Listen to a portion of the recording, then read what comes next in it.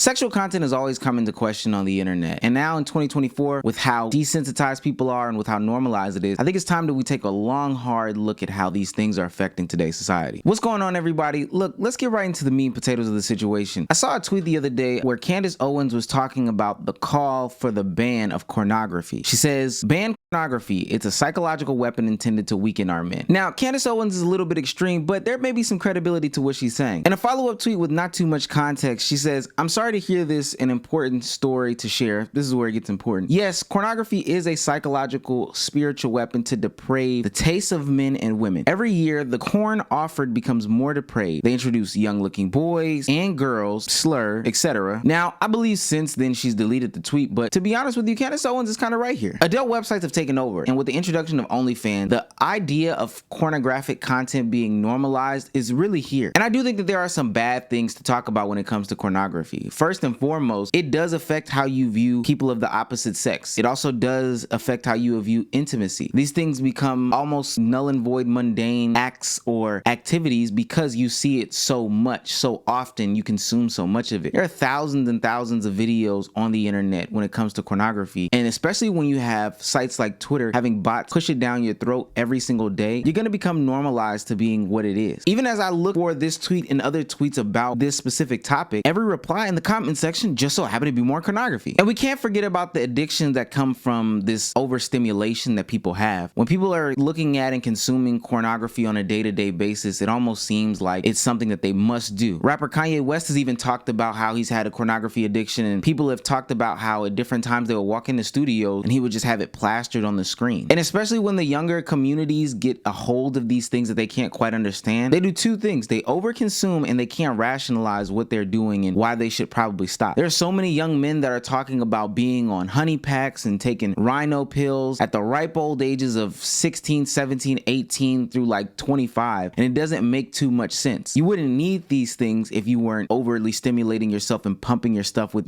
these drugs in order to perform like these pornos that you're seeing. Now, with that being said, I'm not totally on Candace Owens' side. Cardi B's statements are some that I kind of echo as well. Cardi B says, OMG, why y'all so against corn? Is it that bad for y'all? I enjoy it, but I don't know. I guess it's like a 6-time-a-year thing. I personally don't feel no connection or addiction to it, just a little quick 1-2. Nothing like real intimacy. Cardi B continues on to say, it should teach men how to please a woman. And I do agree with Cardi B, but there's some stuff that she said that's not necessarily real life, and that's where my problem lies. First and foremost, I think corn in moderation or in small amounts, just like anything, is good for you, especially when people have all these tensions built up and we can see how angry people are. When we cross-reference that with the number of young men citing that they aren't having sex or as much sex as they would like to, I think there's a correlation somewhere in there with how often people are angry and how much the crimes are being committed, etc., etc. But that's just the thing. People aren't just doing this 6 times a year or every once in a while. People are doing this so often that they're becoming addicted to a sensation, and it's almost like chasing their high like any other drug. Then she goes on to say, I personally don't feel no connection. Well, that's the part right there, Cardi B, is that people aren't feeling any connection when they do these acts. So imagine you only do it 6 times and you have other real intimate encounters. You have a husband and you've also had sex before. We know that about you. However, when you say there's no real connection in pornography, you're highlighting one of the problems because these people aren't developing real life intimate connections with people. And the last thing that she says is it teaches men how to please a woman. Now, I will kind of agree. A lot of people don't have sexual education in the real world. People are very much against their schools teaching it. And then we know if we leave it up to the parents, they'll just be so apprehensive of their kid learning about sex that they'll never even teach him. That's perfectly fine and dandy. I understand that to exist. Pornography was a great teacher for me, to be honest with you. It was supplementary. But with that being said, we know specifically from corn stars interactions that that is not the case. That is not what pornography does for any and everybody. In fact, it can do quite the opposite. How were you able to kind of get out and kind of just like, I guess, find your identity outside of the industry? I mean, I had to, or it probably would have led to that point. Imagine like you just meet someone in the lobby, like you're not attracted to them at all, and it's like, okay, now you have to fuck them and pretend that you like it. No, that's definitely It's tough. awful. And then also that people are like, oh, you knew what you got into, and like you get backlash for talking out about it. I think it's because men like consuming porn and they don't want to feel guilty. And of course, this is an example, and I'll show more examples of OnlyFans or the pornography side of things. But I also feel like these things, you know, exist on the side of those that consume it. It's on the side of the producers and the side of the consumers. There's no real connection, and then you're seeing everyone else like that as well. You start to see women as just objects in which you could just pump and dump, and then women in turn start to see men as just figures who only want to see them for sex. And with that being said, it only becomes a bigger issue with today's society when we have things like that. The amount of content that we consume only makes the real life situations and the content situations blurrier and blurrier, especially when people are sitting there rage baiting, which brings me back to another point that Candace Owens had brought up. The different skits and different imagery that they're putting in this new pornography is actually getting kind of crazy. The very young looking girls, the very young looking boys. We're talking about the way that these people go out and do public sex acts, which when I say on Twitter especially is so out of hand. We're seeing people walk around with butt plugs, and we're seeing people walk around with toys and jizz all over their face. If we're continuing to see that and normalize that and have that be put out in public for other people to consume it, mind you, without their consent, and we're normalizing those things, that can only disconnect us from the reality of what the actual act is. I can go on Twitter at any given moment and see somebody having some public interaction. Nobody is around saying anything or disparaging them or lashing out to them. It's just, oh, we're walking past that because that's what it is. And I think that that's a problem. It's even getting so bad that it's starting to infiltrate just regular content that we're supposed to be consuming on like YouTube with the 20v1s. We're seeing people, you know, give oral sex on 20v1s or fingering people on 20v1s. And even if it's not the full on imagery where they blur it out, you're allowing people to formulate that image in their mind and think that this is normal content. Oh, when I click on his page, this is what I'm gonna get. That's not something that we should just be okay with. And people don't even realize what they're doing, because we can look at the creators all day long, which, you know, we can be critical of them, and I'm gonna give them some blame, because a lot of these OnlyFans models are coming out and saying, hey, we did this to make money, we thought there was no way, which also is a problem, but now we're seeing the backlashes and ramifications. So it's been a year since I started my OF. If I'm being honest,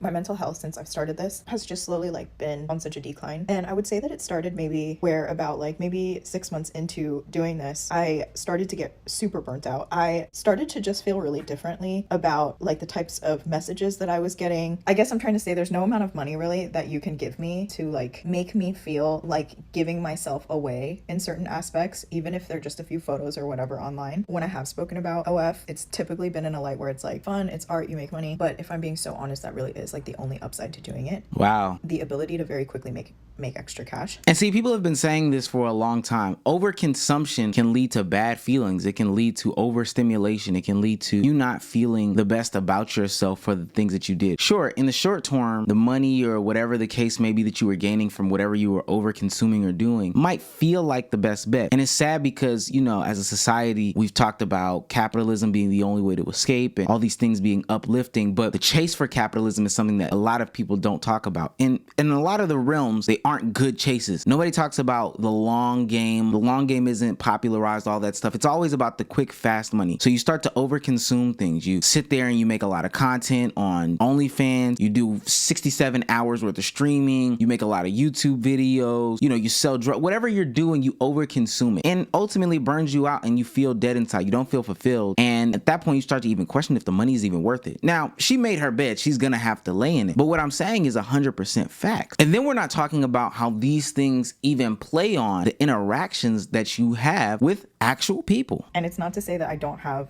like really good guys on there following me and like monetarily supporting me, even like checking in on me at times where I like, you know, earlier this year I definitely disappeared for a few months. But even with that, like just realizing that even those people are not people that I would call when I'm having a really hard day just makes it feel just so fake. Like I feel a little bit dead inside. I feel completely desensitized. And I don't know, like not to sound funny, but I really don't feel any type of desire or like attraction to men in general anymore. And that's also because of, you know, my personal collective experiences that I've had with like dating like the wrong types of men and things like that. And we could talk about her dating decisions later on, but I think what she's saying here though is because of the overconsumption of just the good comments and the negative comments, the desensitization to both of those squares her back to one common denominator. And it's most likely a phase that she'll get out of, but what she's saying is absolutely correct. The desensitization to what is supposed to be real life interactions can only pull you away from reality and think everything is video games, internet, you know, I can push the restart button and none of this really even matters. But these things should matter. Your interactions with men should matter. Your interactions with women should matter. All the women that you're meeting in real life, you shouldn't be looking at them for sexual encounters, and all the men in your life, you shouldn't be looking at them as if they're trying to obtain sexual encounters. And that's why we have these hyperbolic situations where everybody's thinking, oh, well, they're going to get a retwist, or if they're going to get some sort of service, there must be something funny going going on. No, your mind is just warped by the sexual perversion of American society. I can't say what the answer is, to be honest with you. I would love to think that, you know, some of the paywalls and some of the age restrictions, scanning the ID will work in putting people away from the pornographic lifestyle and the sexual nature of American society, but it's not taking, you know, a quick turn like I would like it is. I like when people speak out like this more and let people know how, one, pornography addictions, whether it be content creation or consuming, hurts people, and two, that this is probably not a route that you should go down, because at the end of the day, you're going to be the one suffering. Let me know what you guys think though. Is pornography bad for society?